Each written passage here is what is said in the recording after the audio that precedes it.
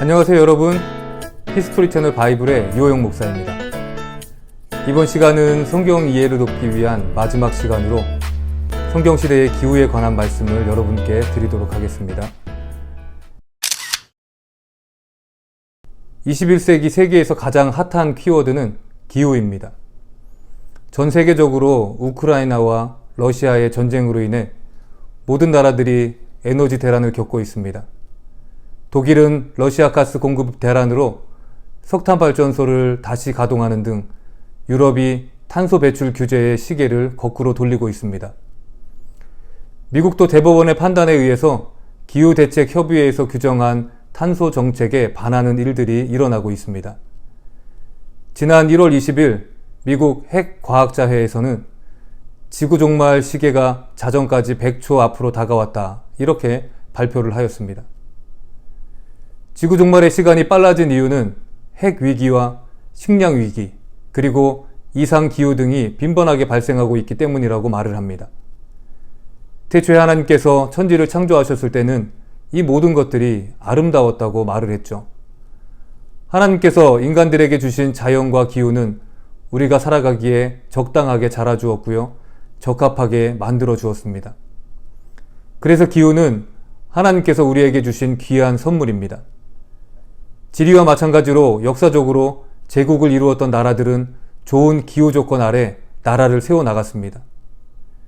4대 문명의 발상지였던 애굽과 메소포타미아, 인도, 중국은 좋은 기후 조건과 풍부한 수자원을 바탕으로 문명을 키워나갔죠. 그러나 가나안 땅은 지리적 조건도 좋지 않았지만 기후 조건도 형편없었던 그런 땅입니다. 그렇기에 이 지리와 기후를 종합하여 젖과 꿀이 흐르는 땅을 꼽으라면 가나안 땅이 아닌 애굽 땅을 하나님께서는 이스라엘에게 주셨어야만 했죠. 1년 내내 비가 내리지 않아도 농사를 지을 수 있도록 물을 공급하는 나일강과 산모작까지 할 수 있는 좋은 기후는 젖과 꿀이 흐르는 땅은 가나안이 아니라 애굽이라고 그렇게 외치는 것만 같습니다. 도대체 이스라엘의 기후가 어떻길래 이런 소리를 하나 궁금하실 텐데요. 이 궁금증을 풀기 전에 먼저 해야 할 일이 있는데 바로 이스라엘 지도에 대하여 우리는 알아야 합니다. 지리를 알아야 기후도 알 수 있기 때문이죠. 이스라엘의 지도는 성경의 맥을 잡아라를 집필하신 문봉주 목사님의 지도를 참조하였습니다. 제가 한국에 있을 때 이 책으로 처음 성경 공부를 시작하였고요. 지금도 많이 참조하고 있습니다. 이스라엘 지도를 쉽게 그릴 수 있는 방법에 대해서 어느 목사님께서 말씀해 주셨는데요. 그것이 문봉주 목사님께서 하신 방법인지는 잘 모르겠습니다. 어쨌든 이 시간 이 지도를 토대로 이스라엘 지도를 작성하는 방법을 살펴보겠습니다. 여러분도 종이를 가지고 한번 따라해 보시면 좋을 것 같아요. 잠깐 일시정지를 누르시고요. 종이와 펜을 준비하신 후에 다시 영상을 보셨으면 좋겠습니다. 자, 다들 준비가 되셨나요? 그럼 빈 종이에 이스라엘 지도를 그려보겠습니다. 우선 종이 위에 정사각형 접시를 놓습니다. 두 번째는 정사각형 맨 왼쪽에 네모난 식빵을 그려줍니다. 여기까지 다 하셨나요? 그럼 세 번째는 식빵 밑에 커다란 포크를 꽂아주시면 됩니다. 이렇게 말하니까 꼭 유튜브 요리 채널 같네요. 네 번째는 식빵 옆에 살짝 띄어서 닭다리를 거꾸로 그려줍니다. 다섯 번째는 닭다리 아래에 족발 하나를 그립니다. 플레이팅이 거의 다 끝나가니까 여러분 조금만 참으십시오. 여섯 번째는 오른쪽 아래에 뱀 머리를 그리시고요. 뱀의 혀가 양갈래로 낼름낼름거리게 그려줍니다. 네, 이제 플레이팅이 끝났습니다.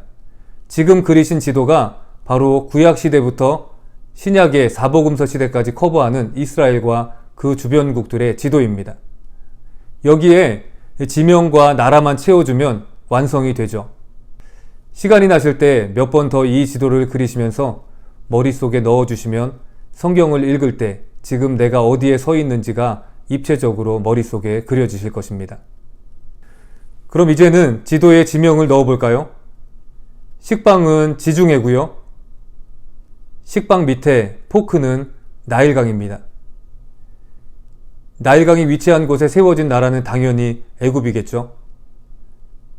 옆에 보시면 닭다리의 맨 위쪽은 신약시대에 나오는 갈릴리 호수입니다. 닭다리뼈는 요단강이고요. 맨 아래쪽 동그란 부분은 사해입니다. 족발은 홍해고요. 뱀의 머리는 페르시아만입니다. 그리고 낼름거리는 뱀의 혀중 왼쪽은 유프라테스강, 오른쪽은 티그리스강입니다. 바벨론은 우르를 중심으로 세워진 나라고요. 아수르는 니느웨를 중심으로 세워진 나라입니다. 이스라엘 북쪽에는 다메섹을 중심으로 아람이라는 나라가 있었고요. 이스라엘은 예루살렘을 수도로 북쪽으로는 단에서 남쪽으로는 브엘세바까지를 그 경계로 하고 있습니다. 이 지도와 지명을 기억하시면 성경 공부에 많은 도움이 됩니다. 잘 기억할 수 있도록 시간 날 때마다 지도를 들여다보시고 그려보시기를 권합니다. 그럼 이제부터 이 지도를 가지고 이스라엘의 기후에 대해서 말씀을 드리겠습니다.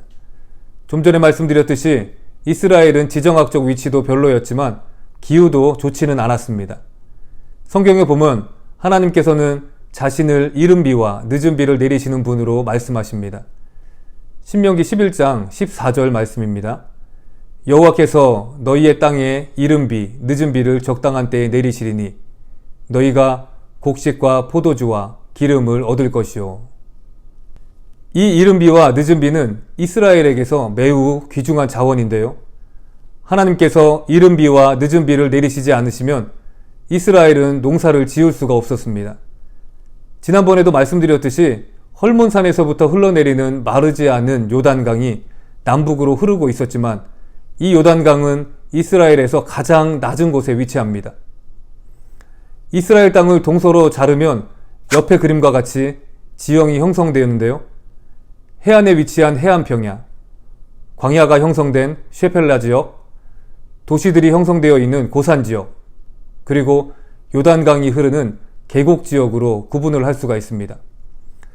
블레셋 평야와 샤롬 평야, 악고 평야가 위치한 기름진 지역은 블레셋이 차지하고 있었기 때문에 이스라엘은 조금 남아있는 이스르엘 평야나 쉐펠라 지역에 농사를 지을 수밖에 없었습니다.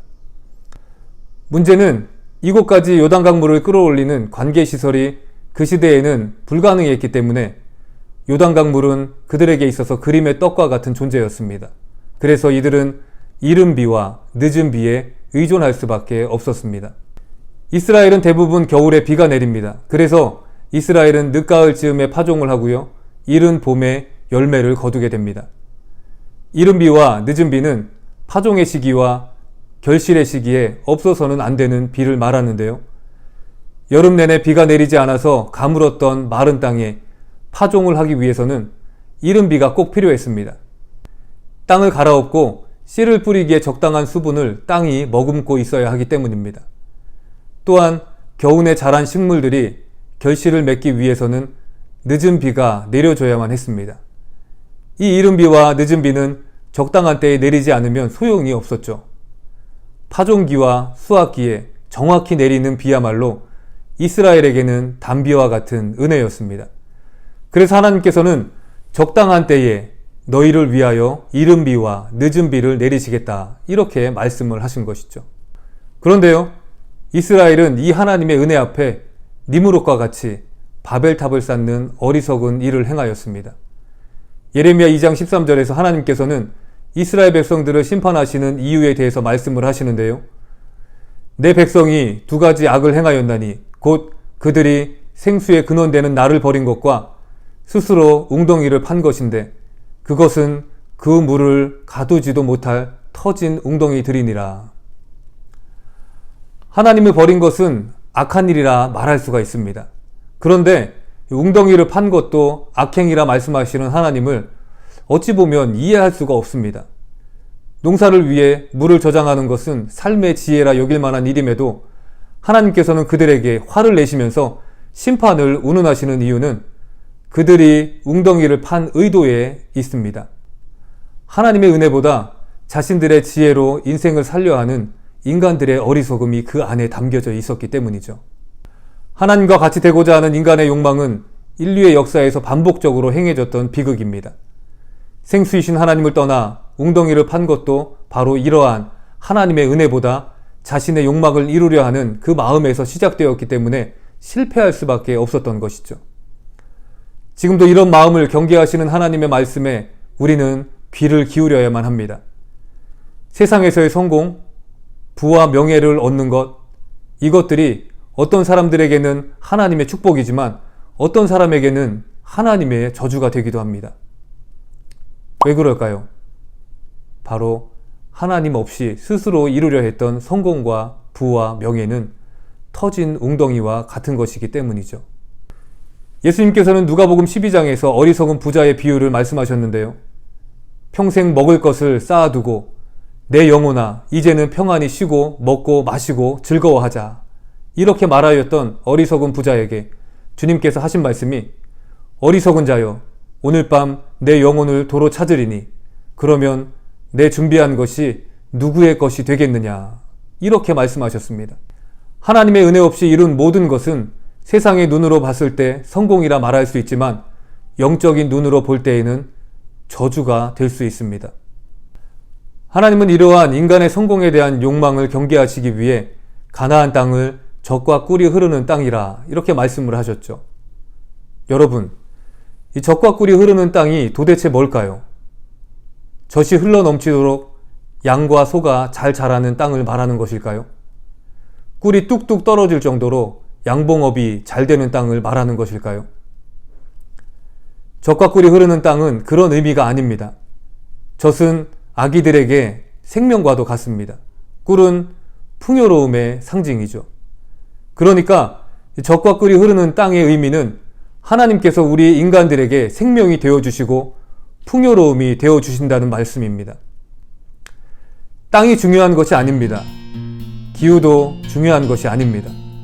어떤 땅이건 어떤 기후건 우리가 하나님의 말씀을 붙들 때 그 말씀이 우리에게 생명이 되어주시고 우리 삶을 풍요롭게 만든다는 사실을 깨닫는다면 우리가 밟고 서는 땅에서 우리는 영원한 생명을 누리게 됩니다. 그렇기에 하나님 없는 애굽의 화려한 삶보다 하나님의 은혜 없이는 살 수 없는 가나안 땅, 이른 비와 늦은 비를 내리시지 않으면 파종과 결실을 맺지 못하는 형편없는 기후 조건을 가진 이스라엘 땅이 우리에게 젖과 꿀이 흐르는 은혜의 땅인 것을 우리는 잊지 말아야 한다는 것입니다. 오늘은 여기까지 말씀을 드리고요. 다음 이 시간에는 히스토리 채널 바이블 특별편으로 우크라이나 전쟁으로 바라본 종교 전쟁의 역사에 관하여 말씀을 나누겠습니다. 그럼 평안한 하루 되십시오. 감사합니다.